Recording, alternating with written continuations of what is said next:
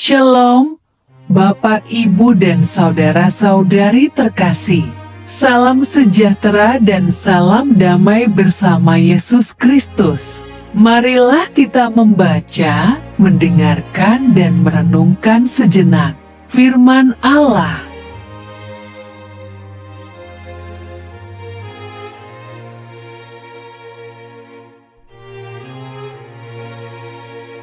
Bacaan pertama. Bacaan dari Kitab Keluaran. Ketika Musa turun dari Gunung Sinai, kedua loh hukum Allah ada di tangan Musa. Ketika ia turun dari gunung itu, tidaklah ia tahu bahwa kulit mukanya bercahaya oleh karena ia telah berbicara dengan Tuhan.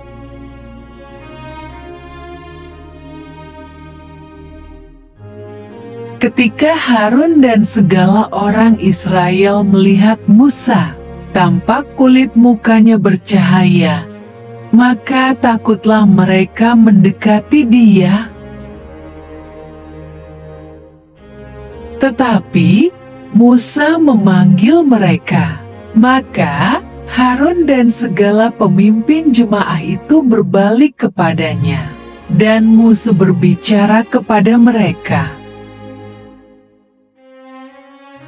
Sesudah itu mendekatlah segala orang Israel, lalu disampaikannyalah kepada mereka segala perintah yang diucapkan Tuhan kepadanya di atas Gunung Sinai.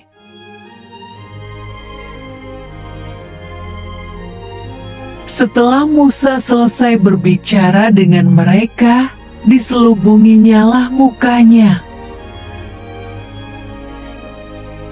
Tetapi, apabila Musa masuk menghadap Tuhan untuk berbicara dengan dia, ditanggalkannyalah selubung itu sampai ia keluar. Dan apabila ia keluar kepada orang Israel apa yang diperintahkan kepadanya,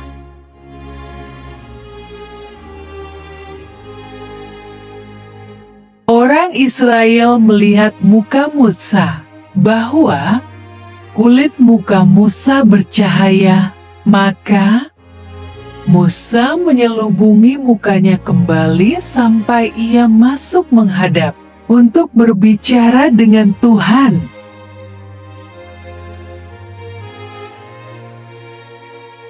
Demikianlah sabda Tuhan. Syukur kepada Allah.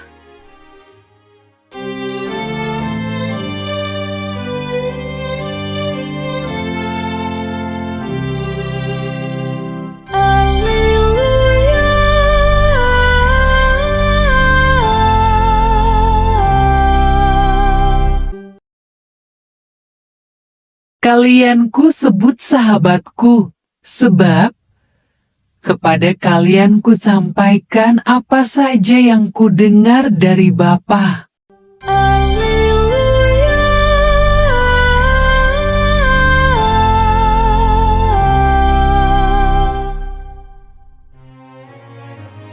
Tuhan bersamamu dan bersama rohmu. Inilah Injil suci menurut Matius. Hal kerajaan sorga itu seumpama harta yang terpendam di ladang, yang ditemukan orang, lalu dipendamkannya lagi. Oleh sebab sukacitanya pergilah ia menjual seluruh miliknya lalu membeli ladang itu.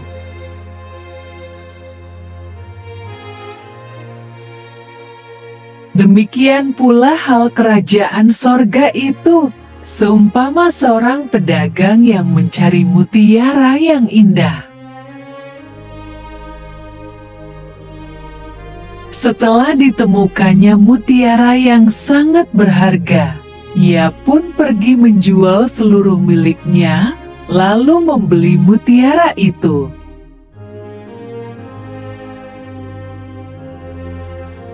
Demikianlah sabda Tuhan. Terpujilah Kristus. Renungan Injil. Bapak, Ibu, dan saudara-saudari terkasih, kerajaan sorga itu seumpama seorang pedagang yang mencari mutiara yang indah. Mutiara adalah salah satu batu permata yang mahal harganya dan digunakan untuk perhiasan. Banyak orang menyukai batu permata dan salah satunya mutiara. Kita lihat di sini, karena harga mutiara dan batu permata lainnya sangat mahal, maka menarik perhatian orang untuk mempelajari kadar murni dari mutiara dan di-upgrade menjadi perhiasan. Demikian hendaknya kita berbuat serupa bila tertarik mempelajari Alkitab. Maka, kita berusaha menekuni firman Tuhan untuk mengetahui kualitas kehendak Tuhan yang terkandung di dalamnya. Seperti halnya menggali mutiara yang berada dalam tiram di laut.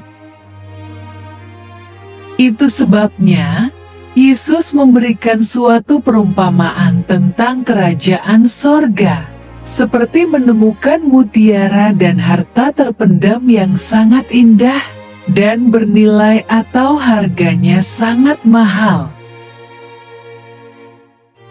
Kunci utamanya adalah kita menghargai Alkitab yang berisikan firman Tuhan atau kehendak Tuhan yang tertulis.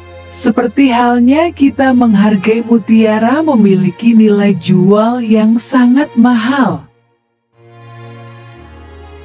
Sayangnya masih banyak umat Kristiani tidak menghargai firman Tuhan yang tertulis di Alkitab itu sebagai sesuatu sangat bernilai dan mahal harganya. Terlebih umat Katolik tidak tertarik pada Alkitab. Jangankan mau menekuninya, membaca Alkitab saja tidak mau dengan berbagai alasan yang klasik. Mengapa demikian? Karena yang bernilai dan dihargainya adalah memiliki harta kekayaan dunia dan kesenangan dunia. Alkitab atau firman Tuhan nilainya masih kalah jauh dibandingkan dengan harta dan segala yang ada di dunia ini. Begitu juga halnya, orang lebih tertarik mengejar berkat Tuhan atau mukjizat Tuhan, daripada mengejar Tuhan untuk mengenalnya lebih dekat. Atau dengan kata lain, orang lebih memilih mengejar berkat daripada mengejar pemberi berkat. Harta duniawi menarik untuk dimiliki, harta sorgawi dianggap belum tentu ada dan sulit dimiliki daripada harta duniawi. Mari kita uji diri kita untuk mengetahui harta duniawi ataukah harta sorgawi yang lebih menarik kita pilih. Misalnya, suatu hari kita diminta melayani sebuah keluarga untuk mendoakan anggota keluarga. Atau bila kita sebagai prodiakon diminta memberikan komuni buat orang sakit di keluarga tersebut. Di saat yang sama, ada rekan bisnis mau bertemu. Dan kita tahu ini kesempatan besar mencapai kesepakatan kerjasama bisnis atau closing transaction. Di antara dua pilihan tersebut, manakah yang kita prioritaskan terlebih dahulu? Biasanya kita cenderung berusaha mencari orang lain, menggantikan tugas kita mengunjungi keluarga tersebut. Atau kita revisi waktu kunjungan ke hari lain dan mendahulukan kantong alias rezeki dengan rekan bisnis.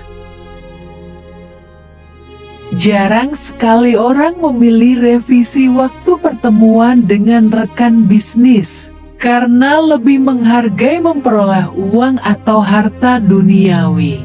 daripada menghargai nilai pelayanan yang dihargai Tuhan dengan harta sorgawi yang tidak terlihat secara fisik, atau tidak ada wujudnya seperti uang dan harta duniawi. Pada dasarnya, kita sudah tahu mana kebenaran yang Tuhan kehendaki, agar kita memilih dan melakukannya.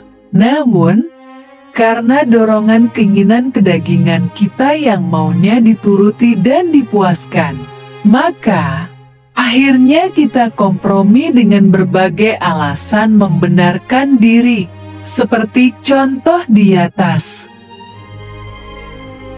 Bapak, Ibu, dan saudara-saudari terkasih, kita terus-menerus diproses oleh Tuhan dari satu level ke level berikutnya. Demikian pula karakter dan sikap hati serta pikiran kita diperbaharui terus hingga suatu saat nanti sesuai dengan yang dikehendaki oleh Tuhan.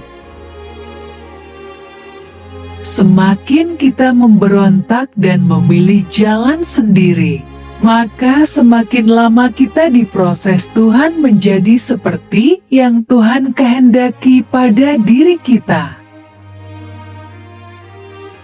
Marilah berdoa. Allah Bapa, sumber pengharapan, Engkau telah mengikat perjanjian dengan semua orang melalui Yesus yang terurapi. Semoga kami selalu berpegang teguh pada Dia dan berkembang menjadi umat yang patuh setia.